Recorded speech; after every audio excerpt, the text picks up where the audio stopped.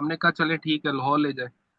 پھر اس نے کہا جی ہمارے جہاز میں فیول کم ہے لاہور کے لیے، تو ہم پہلے فیول فل کروائیں گے پھر ہم آپ کو واپس لے کے جائیں گے لاہور. اچھا اس کے لیے کتنا ٹائم لگے گا؟ اس نے کہا اس کے لیے 1 گھنٹہ ہمیں ریکوائرڈ ہے، کیونکہ یہاں پہ بہت سارے جہاز آ کے لینڈ کر گئے ہیں، اور اس وجہ سے جو ہے وہ فیول فوری ہمیں نہیں مل سکتا. 1 گھنٹہ ہم نے تب ویٹ کروایا.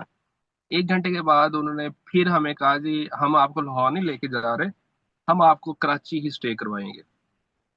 اب ہمیں اس وقت تک جہاز کے اندر بیٹھے بیٹھے 5 گھنٹے گزر چکے تھے ہمارے، اسی طرح کبھی کچھ کہیں کبھی کچھ کہیں. اس کے بعد فائنلی جو ہے انہوں نے کہا جی ہم آپ کے لیے گاڑیاں منگوا رہے ہیں، ارینج کر رہے ہیں، تو ہم آپ کو جو ہے وہ ہوٹل میں اسٹے دیتے ہیں. ہم نے کہا ٹھیک ہے. ہمیں انہوں نے تقریباً اس میں بھی تقریباً 2 گھنٹے ہمارے وہاں پہ ہمارے مطلب جاتے جاتے ویسٹ ہو گیا. اس کے بعد ہم رات، یعنی کہ ہم 12 بجے کی فلائٹ تھی تو رات 8 بجے ہم ہوٹل پہنچے.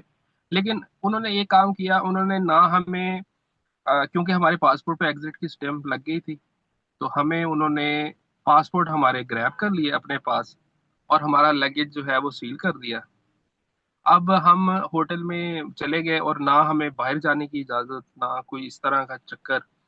بہت زیادہ، کیونکہ ظاہری بات ہے کراچی کے حالات بھی خراب ہو گئے تھے اس وقت تک، کیونکہ یہاں پہ احتجاج بھی ہو رہے تھے اور کافی چیزیں جو ہے ایون یو ایس کونسلیٹ پہ بھی حملہ کیا تھا کافی لوگوں نے، اور ڈیتھس ہو چکی تھی ٹائم. تو ہمیں اسی طرح ایک رات گزر گئی ہماری. کچھ نہیں پتا، کچھ بھی نہیں پتا، کچھ بھی نہیں بتایا انہوں نے کہ ہم آپ کو آگے فردر کیا کریں گے. اب ہم نے ظاہر بات ہے چائنا جانا تھا، میں ایک ورکر ہوں، جاب کرتا ہوں.